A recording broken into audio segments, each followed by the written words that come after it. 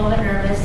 But so when I was growing up, my father and my mom divorced around the time when I was 2 years old.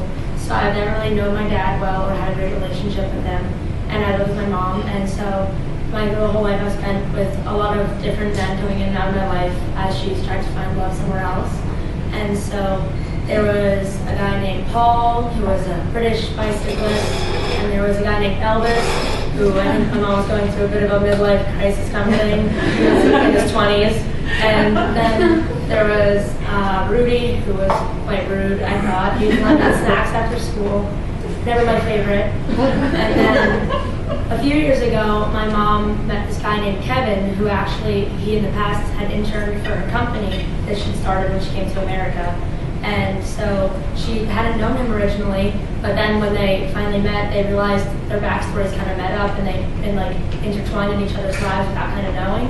And so this guy Kevin, the first day I met him was the day my older brother Michael was leaving to go to Spain for the summer, and we were in the rush to the airport, and Kevin was driving, and this was my first experience ever meeting Kevin.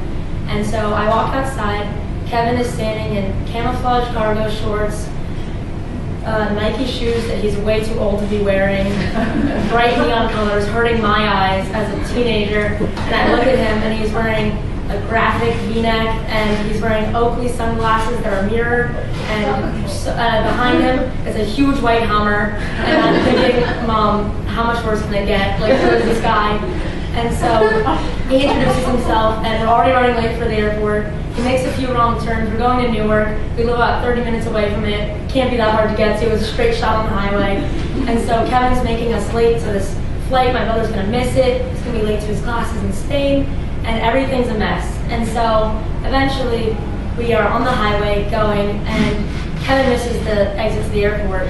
And Mike's almost missing bag check at this point. He's so nervous. He's shaking in the seat of the Hummer, grabbing onto like the arms and just like trying to keep himself from shaking.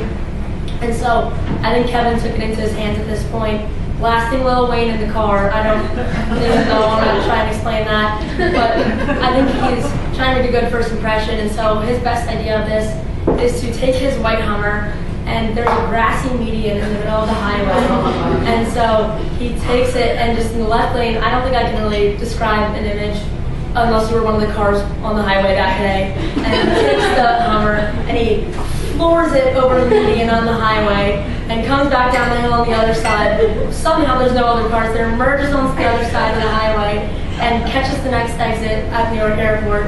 And Mike makes it just in time for his flight to Spain.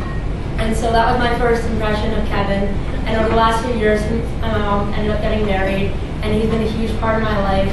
And they ended up having twins together, and they had another third baby this past fall. And he's been a huge part of my life. And that was the first day I met him, and since then he's been my hero.